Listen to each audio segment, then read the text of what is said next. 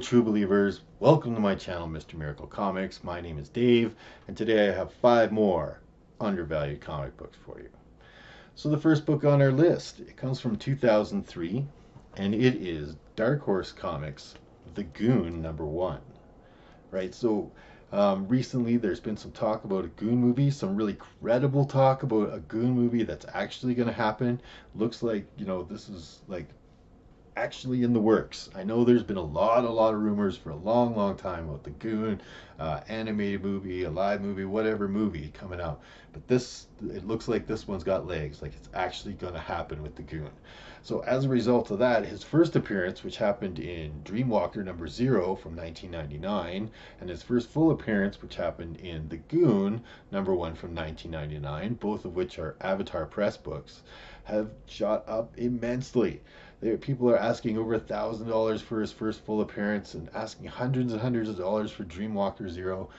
And then we find the Goon #1 from Dark Horse, which is the character's first real, long-term series of any kind, right? So not his first appearance, but his first long-term series and a #1. And Dark Horse wasn't a big company in 2003 yet. Right, so this had a very limited print run as well. Now we're seeing, like I said, those other books going for in the $1,000 range, and this book I saw a 9.8 go for on eBay for just over $100, slabbed. Right, so like nobody bid on it, and I think that guy lucked out and he got a really good deal. But you could still find raw mint copies of this book for around the $30 mark. And once all those Avatar Press and those Avatar Press and the Albatross Funny books that Eric Powell had, self-published and, get snapped up because they're very limited run, people are going to start buying this one as the next key that's available. And this one isn't going to last for very long because there's a limited print run. So I think for $30, it's a good idea to put this one into your collection, and you'd be very happy with this book and being there, a few years from now. Okay, so that's Dark Horse's The Goon #1 from 2003. So the next book on my list, it comes from 1965, and it is The X-Men #10, first appearance of Kazar. So Kazar has been mentioned by Kevin Feige again, right? So I think Kevin Feige really has a lot of love for this character, and he's just trying to figure out a way to get him into the MCU. And when he does show up, man, this book is going to jump. Oh, it's also the first appearance of this little guy down here, Zabu, the saber-toothed tiger that Kazar rides around on. So yeah, like if we ever see the X-Men show up and they go to the Savage Land and Kazar's there, this book is going to go ballistic, right? Maybe Kazar gets his own movie. That'd be crazy, a Tarzan sort of movie inside the MCU. This book is going to go crazy, right? I paid $20 for this at the flea market. Now, I'm not saying you're going to find that kind of deal. I think I got a really good deal when I bought this book. But I've seen it going online still for around the $80 mark, right? So picking that up in mid-grade around $80, I think you'd be very happy if Kazar shows up in the MCU.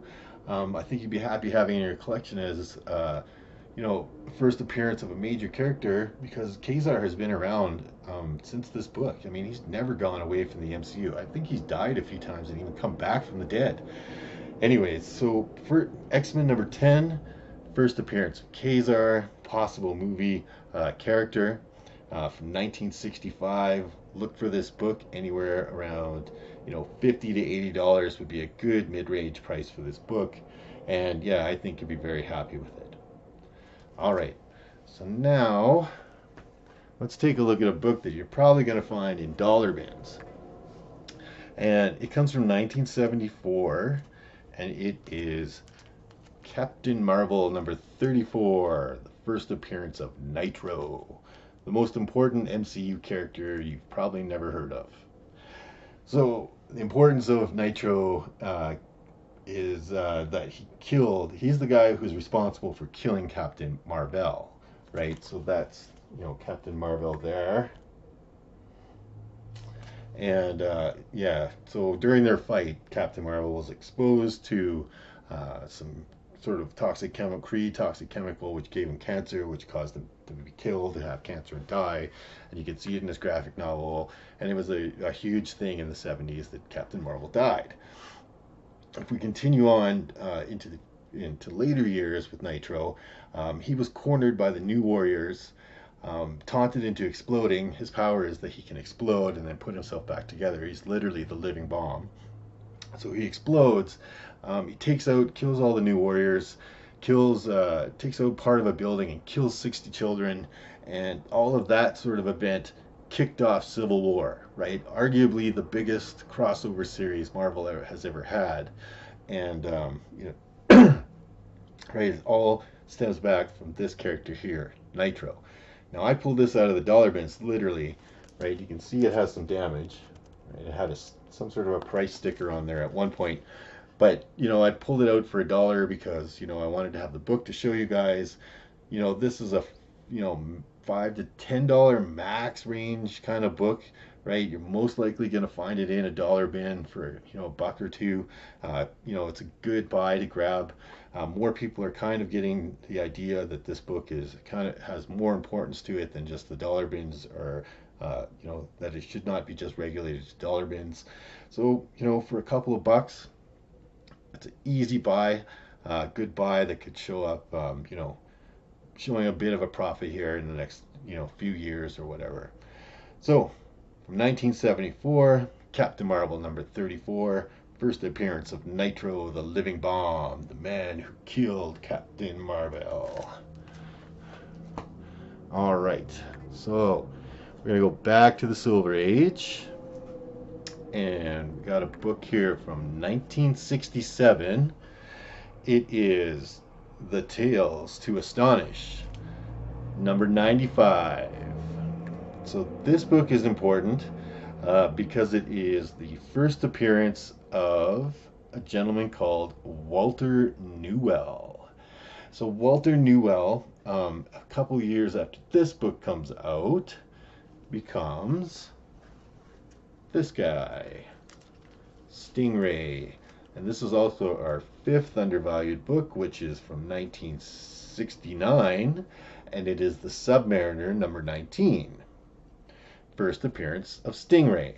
So this is the first appearance. So Tales to Astonish 95 is the first appearance of the character as just a plain everyday person, Walter Newell. Submariner 19 is the first time that he takes on the supervillain mantle and becomes Stingray, an enemy of Submariner. So we know we're looking at Submariner books. I brought up a lot of Submariner books. I'm trying to pick up all the different Silver Age first appearance villains that showed up because we don't know who it's going to be, right? It's good. We have a good idea, right? We know good chance at Atuma, good chance there'll be Orca, good chance there'll be Tiger Shark, and also a very good chance that there'll be this guy, Stingray, right? So you want to have both of these books, right? So Tales to Astonish number 95, it's really undervalued in that Silver Age Tales to Astonish. It's closer to the end of the run, only 6 more months of this book were to come out after this, and you can easily find this book in a fine condition for $10. So look for this book in the $10 to $12 range. If you want to get like a super really nice minty one, it's still not going to be all that expensive. You should probably only pay around, probably less than $100 for something that would be way up in the nines. And yeah, I think that if Stingray shows up as a villain in a Submariner movie, this book could see quite a healthy jump from the $10 price that you'll pay for it now. All right, so that's Tales to Astonish number 95 from 1967 and Submariner number 19 from 1969, and I paid for this book $20, right? So this is a very fine one. It's actually really nice condition. So I was happy to pay $20. If you're looking for more of a mid-grade copy, look to be paying 10 to 15. If your really nice copies are going to go with the $20 to $30 range. It's really flying under the radar again. But I'm telling you guys, I'm collecting all the Submariner whole run, right? I'm now 16 issues away from have the entire 72 issue run from the 60s, 70s series. And the reason I'm doing that is because there's so many undervalued books in the Submariner, and I like Submariner. But yeah, so Submariner's been, one of those books that I've been collecting up vigorously for the last few years, and I think this is a really good spec book, number 19. And I think all those Submariner books, the entire run, could get really, really hot once they talk about a Submariner movie. Anyways, so yeah, look to be paying to, if you want a very fine copy, $20 to $30. If you're happy with that bid range, $10 to $15 for a copy of Submariner number 19 from 1969. Awesome, guys. So that has been our 5 undervalued books for today, for this week. I hope I showed you a few books that you can go out and try and hunt down. If you come across any of them, you'll know what you're looking for now. So, this has been Mr. Miracle Comics, reminding you that a day without comic books is like night. I'll see you next video.